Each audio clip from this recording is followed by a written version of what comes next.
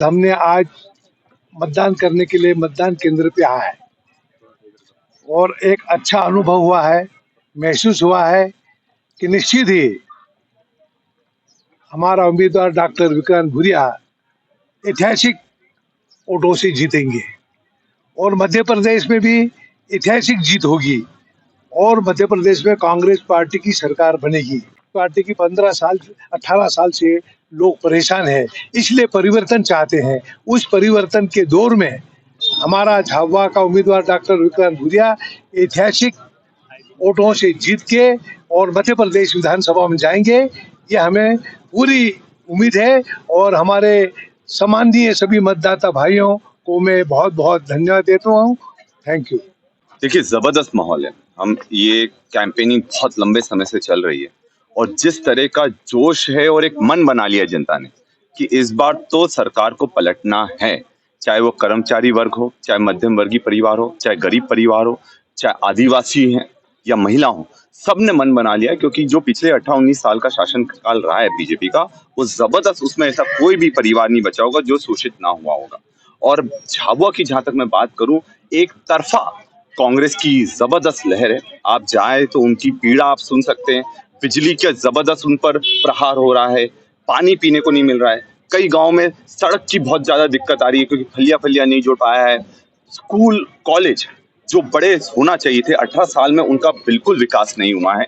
Hostel के नाम पर जो कांग्रेस के समय बने वही आज तक चले आ रहे हैं। तो बात साफ है कि युवाओं जो बेरोजगार है, उन्होंने, महिलाओं ने और आदिवासियों ने और सभी वर्ग, सामान्य वर्ग के परिवारों ने ये मन में ठाना है कि हमें ये वोट बेरोजगारी के खिलाफ करना है, ये वोट महिला शोषण के खिलाफ करना है, ये वोट बढ़े हुए बिजली बिल के खिलाफ करना है, ये वोट गुंडा राज के खिलाफ करना है। तो ऐतिहासिक मतदान भी होगा और झाबुआ में ऐतिहासिक जीत से हम जीतेंगे, मतों से जीतेंगे। देखिए, सबके सामने है। कल प्रचार के, क्योंकि प्रचार तो खत्म हो गया था, हम अपने कार्यकर्ता के से जब मिलने गए और जब उनसे निगड़िया से लौट रहे थे तो वहां बहुत सारे लोग पहले से इकट्ठा थे।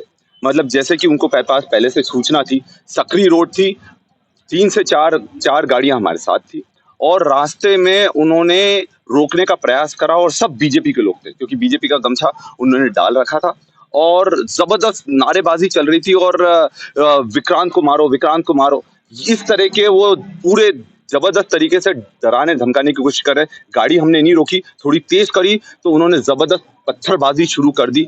गाड़ियों के सबके कांच फूट गए और हमारे साथ जय सिंह जी रहते, उनके सर पर गहरी चोट आई। एक और जन साथ में था, उनकी वरना पूरी फोड़ दी और अभी वो आईसीयू में भर्ती हैं।